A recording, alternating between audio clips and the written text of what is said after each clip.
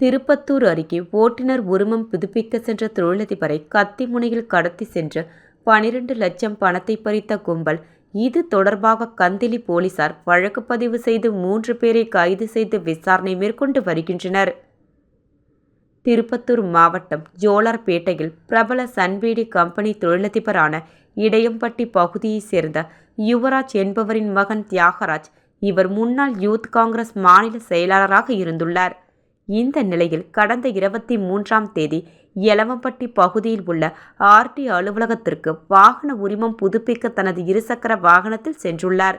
அப்போது இருசக்கர வாகனத்தில் வந்த 2 பேர் மற்றும் காரில் வந்த 8 பேர் கொண்ட கும்பல் தியாகராஜ் சென்ற இருசக்கர வாகனத்தை வழிமறித்து கத்தியை காட்டி கத்தி முனையில் தியாகராஜ் அணிந்திருந்த சட்டையை கழட்டி அவரது கையை கட்டி கண்களை மூடி காரில் 2 கிலோமீட்டர் தூரத்தில் உள்ள ஒரு வீட்டிற்குள் அழைத்து சென்று 1 கோடி ரூபாய் பணம் கேட்டு தியாகராஜனை சரமாரியாக தாக்கியுள்ளனர்.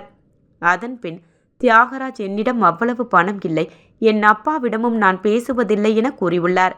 அதன்பின் தியாகராஜ் அவருடைய மச்சான் அரவிந்திற்கு போன் செய்யும்படி கூறியுள்ளார்.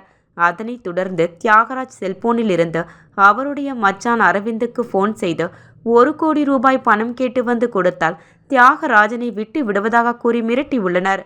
அதன்பின் 50 லட்சம் கொடுக்கும்படி கேட்டுள்ளனர். அதனைத் தொடர்ந்து 25 லட்சம் கேட்டுள்ளனர். அவ்வளவு பணம் இல்லை என தியாகராஜ் கூறியுள்ளார்.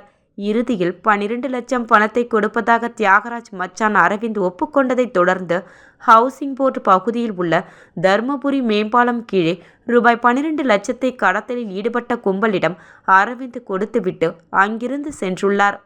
அதன்பின் தியாகராஜ் சட்டை கழட்டப்பட்ட நிலையில் கண்களை கட்டி தர்மபுரி மேம்பாலம் கீழே கடத்தி சென்ற கும்பல் விட்டு சென்றுள்ளனர்.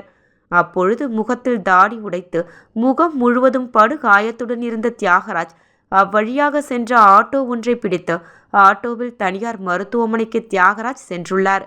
அதன்பின் தன்னுடைய செல்போனில் இருந்து அவருடைய குடும்பத்தினருக்கு தொடர்பு கொண்டு நடந்த சம்பவம் குறித்து கூறியுள்ளார்.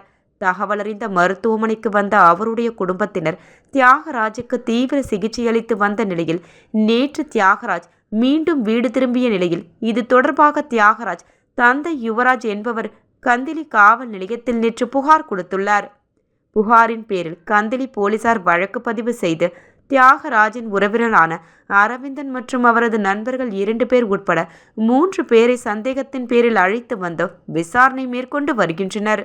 மேலும் வாகன உரிமம் புதுப்பிக்க சென்ற நபரை வழிமறித்து கத்தி முனையில் கடத்தி சென்று பணம் பறித்த சம்பவம் அப்பகுதியில் பெரும் பரபரப்பை ஏற்படுத்தியுள்ளது.